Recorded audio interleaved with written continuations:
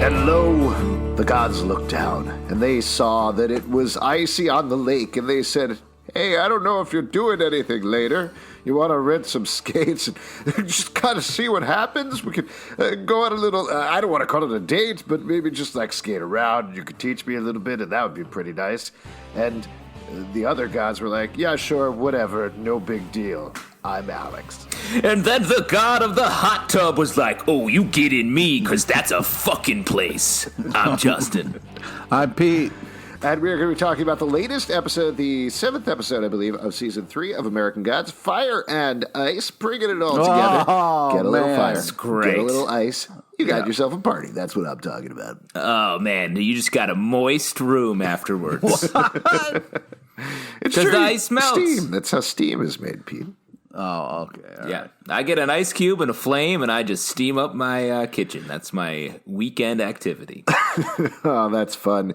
Now, as usual, spoiler warning, we're going to be talking about the big moments in the episode, broad strokes of the plot, as we very cleverly hinted at. The landlord, Marguerite, I think her name Marguerite, is. yes. I keep forgetting. Even in the episode, I'm like, that's to, landlord. Her character name is landlord. I mean, me too, but I think she prefers to go by the landlord, Yes. Especially in intimate situations. Yeah, well, she's definitely getting the rent in a different way this month. Oh, come on. Overdue. Come on. Be an adult about this. Never. Shadow Moon finally seals the deal after a nice little skating date with the landlord. Uses some of his powers, which is interesting. That's a big step for him. Ice powers. Great bar trick. And people, of course, still looking for Allison throughout this episode. She's missing. He has a showdown with Derek, classic television character Derek. We find out a lot more about him this episode.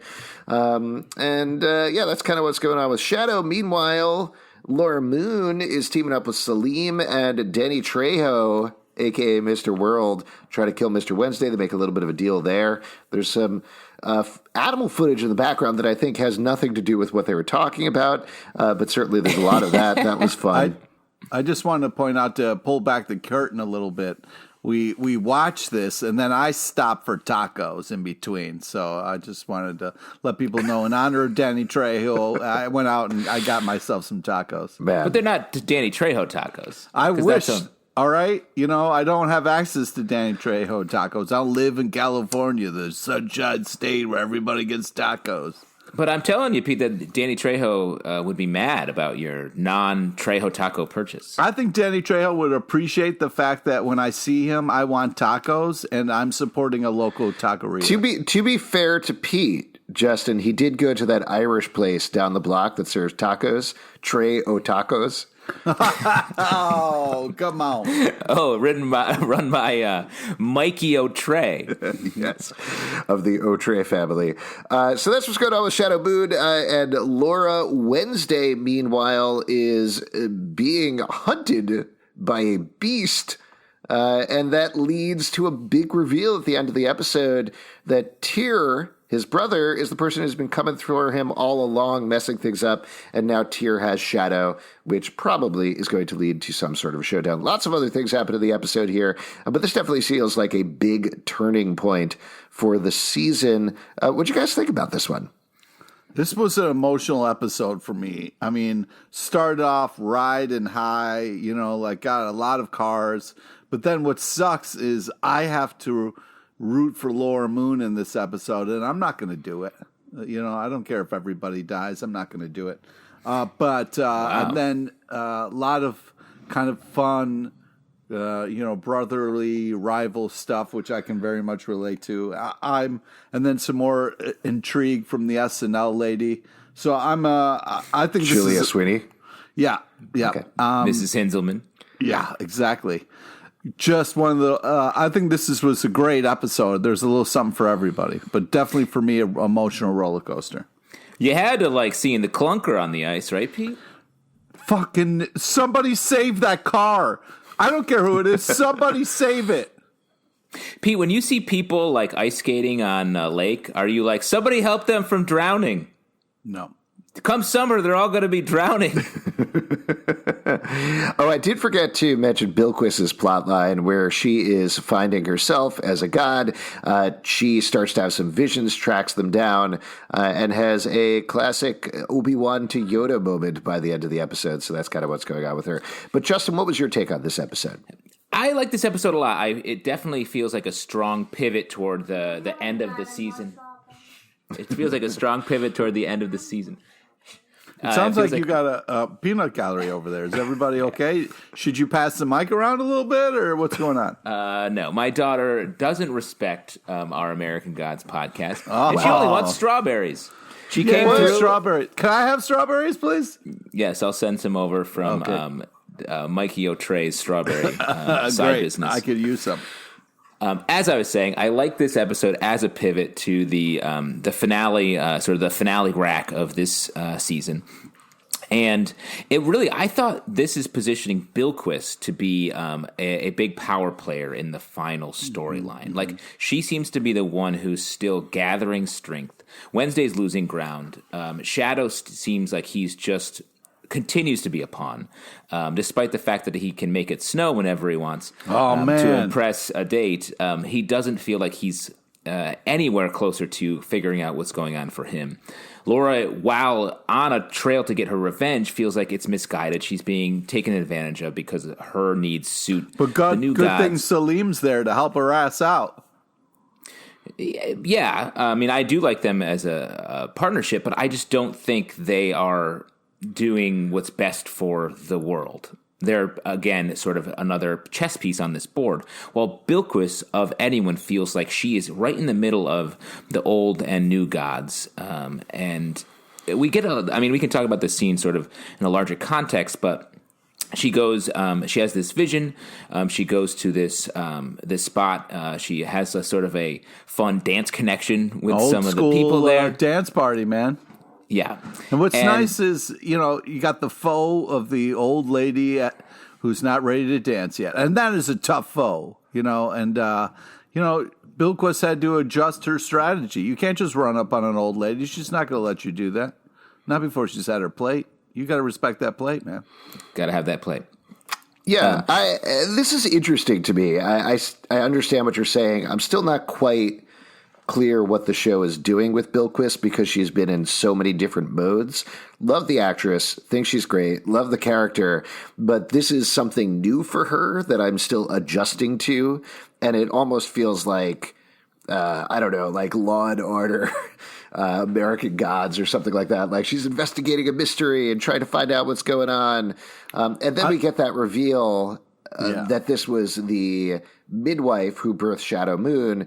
And I don't know if I wrote down exactly what she says, but basically she does no, there is another thing there, which... She got to find the other half. Moon's only half of it. You got to find that. It's only a half moon. It's like one of those cookies. Oh, I love me a half moon cookie, man. Come on. Well, if I could name a cookie, what cookie could I name that you'd be like, nope, not for me? A shit cookie.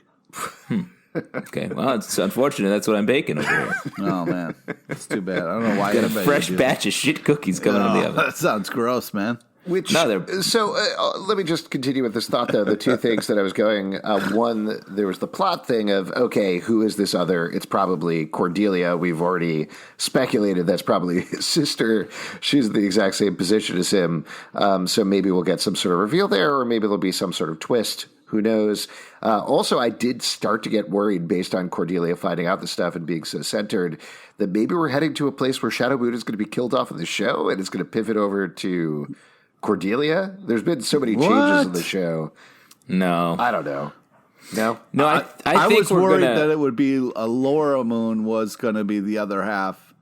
That's what I'm worried about. Sure. But I do like the fact that, we got to get the kind of like the gatekeeper and the keymaster together to kind of fight off this war that's coming. I also really am happy that Bilquis is kind of the one, because she seems like the smartest person to be able to handle this stuff.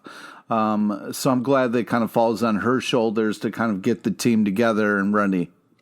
I think that I think Bilquis is going to become sort of the main hero to sort of unite everything here is it feels like there are two options. Like rather than old gods versus new gods, it feels like it's the old and new gods all survive, or Wednesday survives, consolidating power around him. And so Bilquis is sort of being the one who needs to bring this other half together, probably a new god that will then work with Shadow and somehow merge everyone together into some new pantheon. Ooh. Wednesday, on their other hand, is sort of consolidating power and moving everyone so that he can just be the focus of whatever this final climax is going to be. That's my prediction. Yeah, interesting. Can we talk about the elephant in the room, or rather the elephant that wasn't in the room that we haven't really discussed in the podcast? The elephant in the lake, Ganesh? Talking about the elephant Larry in the room? No, I'm not talking about either of those things. What I'm actually talking about is Marilyn Manson. We haven't really talked about that on the podcast. After his first two appearances on American Gods, Evan Rachel Wood and multiple, I believe, other people came out with some very serious abuse allegations at him.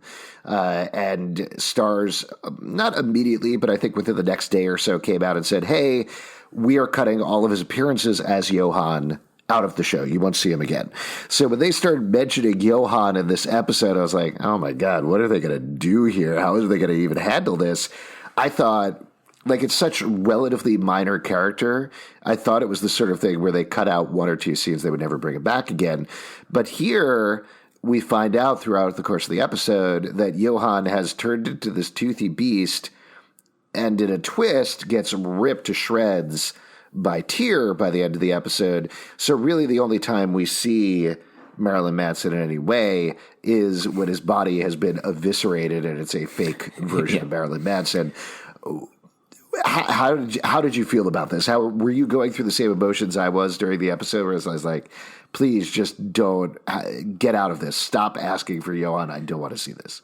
Well, yeah, I was like, how are they going to get around this? It feels like a major story point. But the fact that I don't think anything was reshot for this. I feel like this was the story all along, that Tyr would kill Johan.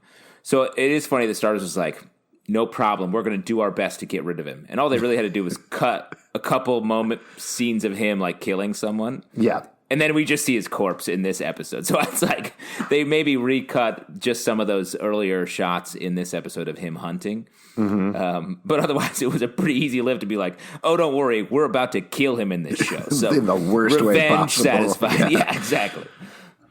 Yeah, it's like when you watch Baby Driver and the car runs over Kevin Spacey's head a bunch of times, and you're like, all right, I feel a little better about this. Yeah, you're like, did they add that? Oh, no, that's just what you planned on doing to this character, and it just happens to satisfy what we as a culture have decided is the best thing? Perfect. Yeah, I think that's fair. On the other hand, I think it actually in a weird way benefited the episode because you had these really nice horror moments throughout, which we haven't necessarily gotten in the show, which I thought were great. We also got like a Predator type, they did the Predator shot where that's what I'm talking about. Those were the horror moments in the show. Yeah.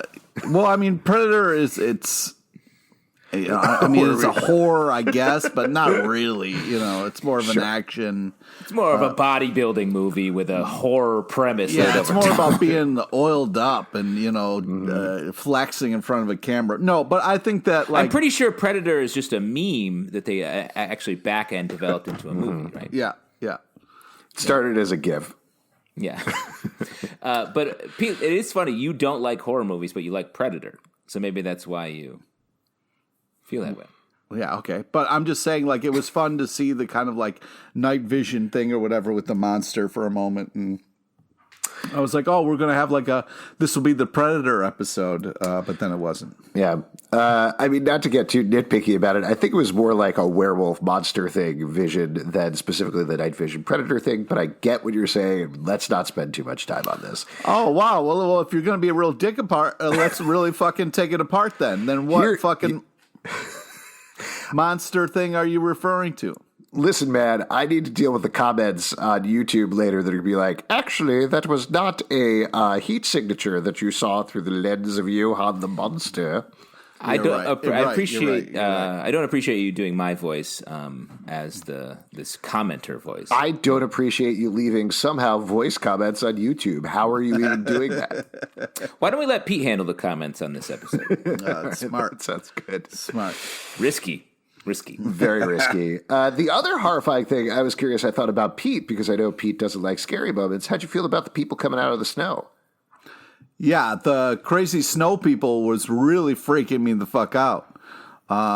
Also, I was really upset that Shadow Moon didn't immediately go for the gold coin. I don't know about you guys, but whenever I see a gold coin, I'm going after it. I'm not Even if it's under a clunker? That thing might fall through the ice any second. Will you watch your goddamn mouth when you're talking about that car, all right? That car... Yeah, that car's in its prime, Alex. That car may or may not be in its prime, but is a car and doesn't deserve the death of... that car did its job, lived its life, tried to get people to point A to point B. You shouldn't just drown that car for your amusement. Drown it. Fucking unbelievable that you're skating and have a good time while someone's about to die on the ice and no one gives a shit. Is your worry that, like, in a year or two time, when you're the same age as the clunker, we're going to do the same thing to you? I'm just worried about those kids, like maybe when the weather's nice, want to go sleeping, and one of them get caught in the fucking, like, trunk of some fucking car that's been dying there, and then the kid can't make it back up to the top and dies in some fucking car because people are evil. We should say that Pete also lives a strict Super Mario lifestyle. When he sees gold coins, he chases him. When he sees a brick above his head, he jumps and smashes his head into it. When he sees a mushroom on the ground, he's going to eat it and hope it makes him bigger. You better not have a flower pot out without a flower in it, because I'm going to fucking jump in there. Yeah, we actually met Pete when he was trying to jump inside of a pipe to get to a warp zone. It didn't work. He just got his feet dirty. But he had a bunch of shit cookies, which was really impressive. Thank you. What were we talking about? Let's talk about the Shadow Moon storyline a little bit. We've been jumping all over the place. I like this. I like Shadow in this episode. I think he has been great this season as he's slowly been continuing to find himself and found himself more comfortable. I was talking last episode about how he needs to be in a Netflix rom-com ASAP. Same thing on the date with the skating. Very cute. Very cute. And then at the end of the episode, he needs to be in a Skinamax feature film. If you get in a hot tub, that's the only way things are going. Yeah, truth. Dangerous, those tubs. Regular tubs, normal. Mm-hmm. Make it hot, it gets hot. Yeah, that's why I always stay in a nice cold tub. I don't want anybody touching me. Oh, what are you doing tonight? Having some wine in my cold tub. No one's going to have fun. Yeah. Well, I agree. Shadow's great in this episode. He's investigating the Derek situation, and that ends up being just Derek trying to live his own life, get out. He likes to wear women's underwear. And I thought it was an interesting sort of red herring for Shadow, who's solving mysteries in Lakeside, but they're not at all connected to the gods. What does this mean for the story? I don't know. It feels like maybe he's being maybe Hinzelman's doing this, is trying to keep a lid on him, trying to keep him there, solving little different things that don't really amount to much in the God storyline, so that he is just ready for whatever she's working for Wednesday, whatever Wednesday needs him to do. That's my predict. The line, so I like to wear female shit sometimes, was just really nice. It was magical. It kind of went from being like Derek is a part of this thing to like, oh, Derek's dealing with his own things, and that's got to be tough. So it was a fun kind of like fake out with that. Yeah, I was kind of iffy on it. I feel like they started playing for a joke and then switched it to something serious.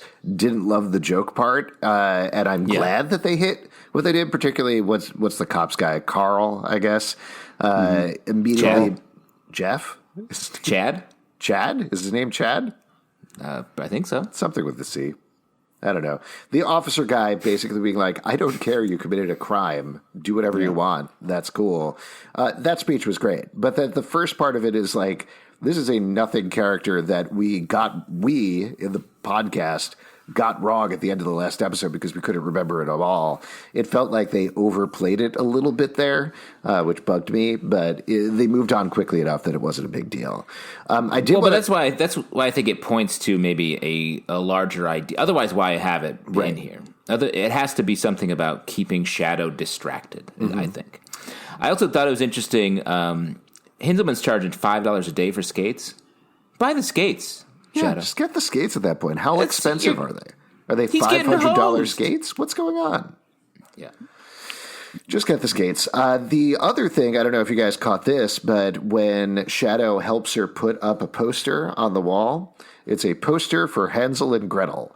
So that seemed pretty telling in terms of things that are going on with Hinzelman and how she is cooking people into pasties. Oh, shit. That's what I think. Pasties are people, man. We've said that on literally every episode so far, but it's true. Yes, it's true this time. And I don't know about you guys, but I live in a very diverse neighborhood. I've been going around looking and asking, hey, what kind of meat do you use in your pasties? So far, no human. Not Weird. yet. But You'll it's a bummer. find. I'm going to keep looking. Nobody asked you what a pasties is? They call them empanadas here. Wow.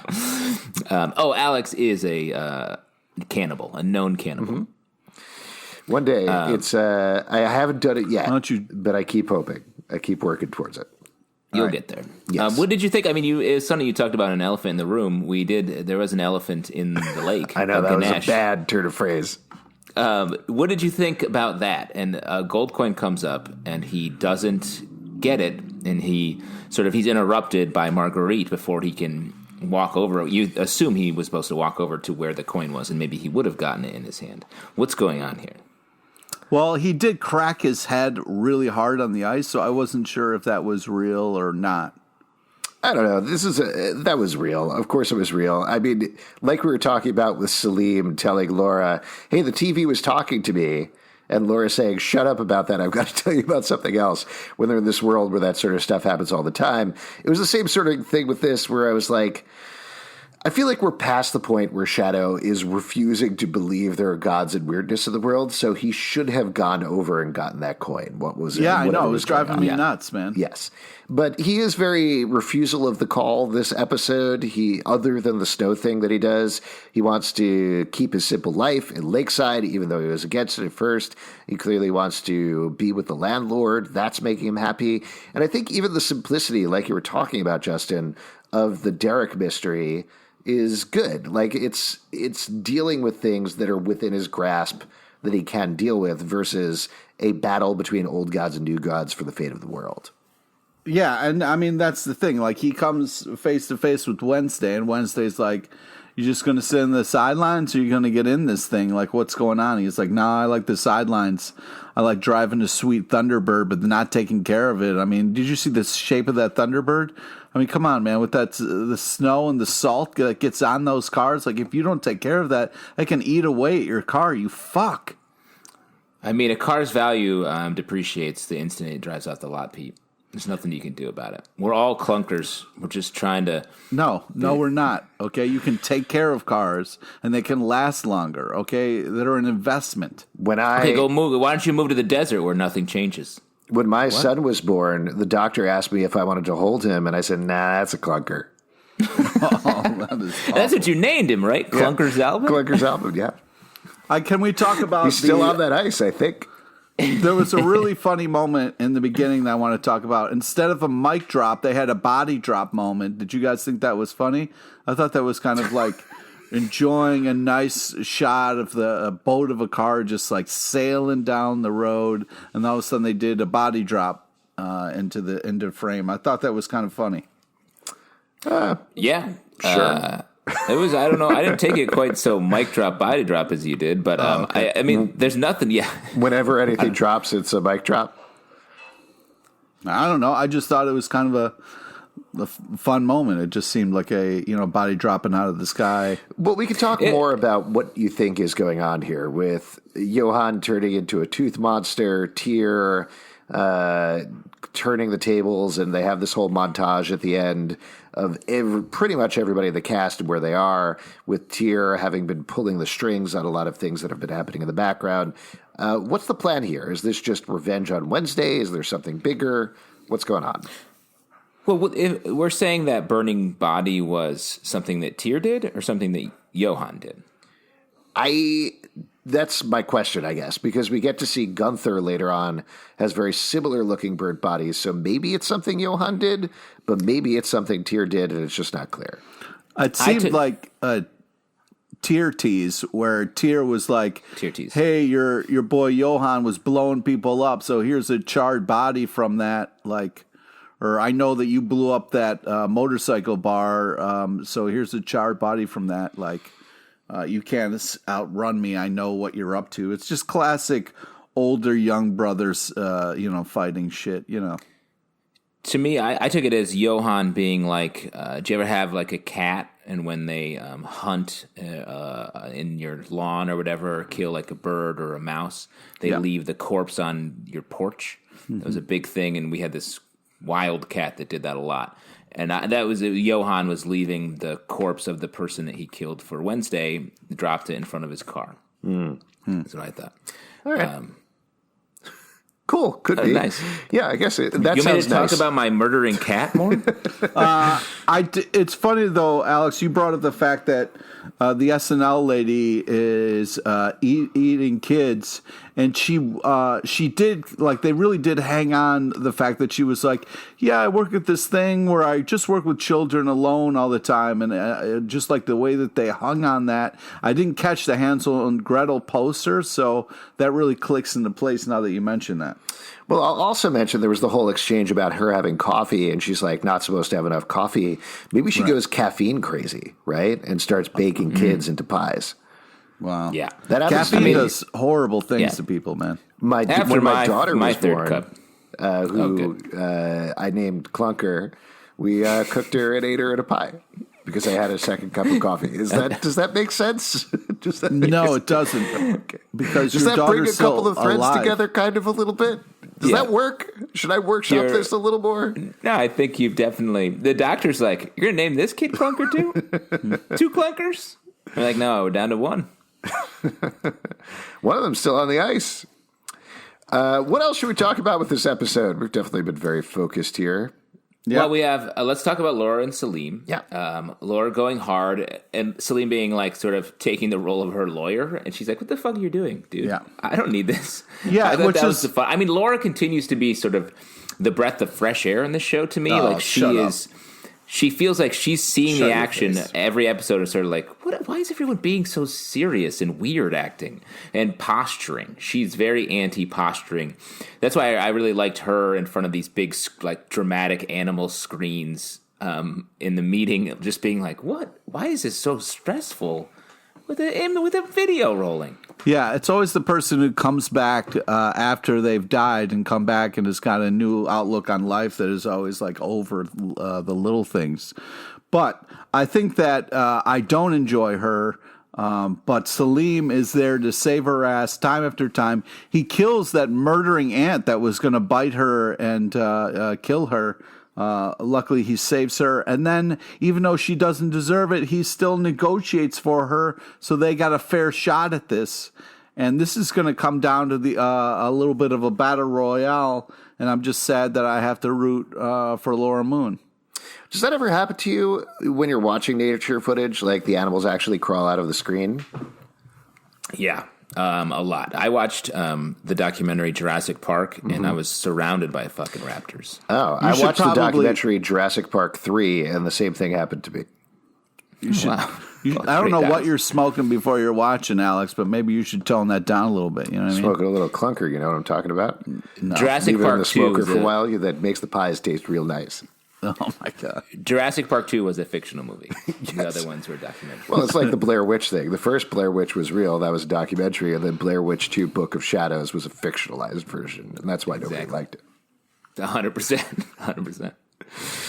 Yeah, the Laura stuff was great. I agree. I also really like the stuff with Cordelia, kind of bringing her into the circle and having her freak out. Wednesday being on a defensive position, I thought was really good throughout the episode as well.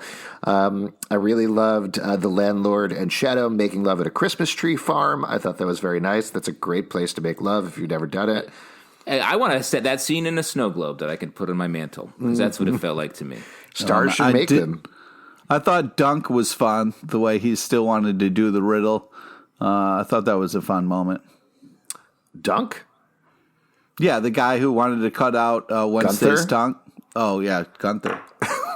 Where did you come up with Dunk? I will say, I'll be on Pete's side on this. The way they kept referring to him, I was like, what did you say? Because it kept sounding like Dunk or Gunth or whatever. Oh, maybe it was hard to hear. Maybe I'm wrong. Maybe I'm the asshole here. That doesn't seem likely, but maybe. Wow, quite a dare. And I do think, I love this montage at the end. The song was awesome. You Want It Darker by Leonard Cohen. And just really, I feel like signaling to us, all right, this is everybody. Technical Boy all messed up. Hinzelman, Chad, Marguerite, the seal with the fish in its mouth. Huge character coming forward. It's very surprising to me that there are 3 episodes left, not 1. You know, we've had 8-episode seasons before. This is definitely the sort of thing with this montage at the end. Like you're saying, it felt like, here we go, the final round, 1 episode to go. But nope, there's 3 more. But I would argue there's so much left to explain and tie up in this show that I think this last 3-episode chunk is going to be sort of one long final episode. I also really liked how Bilquis changed up the rhythm at that old school dance party. That was really kind of fun and smart, the way that all kind of happened, the way she was just stomping her feet a little bit. I thought that was really magical, and I really liked the way that kind of broke the spell, and the old lady got up and got down. So I thought that was really very beautifully shot and really communicated without words in such a cool way. Before we wrap up here, who is most worthy of your worship this episode? Justin, you want to go first? Great question. I was saying this at the beginning of the episode, but I got to give it up for Bilquis. I like the way they've been able to really shape her story this season and give her a purpose that I think is actually going to be much larger in the final run of the episodes of this season than I thought initially, because of the way they've positioned her in these last few episodes. Pete, what about you? I got to get up for the cars. I got really nervous about that last shot of the car there, but that sweet two-tone Lincoln they're rolling in right now is really nice. It's very, very smooth ride. I really hope we get more of that moving forward. Mm-hmm. Do you think that is a Easter egg for Ricky Whittle's character from The 100, which was named Lincoln? Because I do. Yeah, there's no question. Do you think it's an Easter egg to the Pixar movie Cars? There were cars in that, right? Yeah, the second one, the first one obviously was a fictional animated movie. The second is a documentary, an animated documentary. And Pete, you're doing a live-action remake of Cars, right? Yeah, that's true. With just cars. And all improvised, the live-action shot for shot. Great. You're just filming traffic, and you're gonna just do the voices for the cars. You're goddamn right. Technically, they could call this season of American Gods Cars on Ice. Oh. That's nice. I'm going to give it up to Shadow That clunker's going down. That clunker's going down. It's going down. Dude, watch your mouth. Give it up to Shadow Moon this episode, as I've been talking about. Love all the romance stuff. Thought it was super fun. It's Cut great. your hair. Give them a Netflix movie. Call it To All the Gods I've Loved Before. Whatever you want to do. Nice, Always good. be my worship. Something like that. Whatever it is, it's cool. Just make it happen, Netflix. Specifically, no other streaming service or network or movie studio. Just Netflix. That's the only thing I want. Strong call out. I like it. Thanks. If you'd like to support this podcast and other podcasts we do, patreon.com/Comic Book Club. Also, we do a live show every Tuesday night at 7 p.m. to Crowdcast and YouTube, iTunes, Android, Spotify, Stitcher, or the app of your choice to subscribe and listen to the show at A Godcast on Twitter, comicbookclublive.com. For this podcast and many more, until next time, we'll see you in the hot tub. Oh, I'm going to pop champagne and just slide into a cold tub till I'm shivering to death.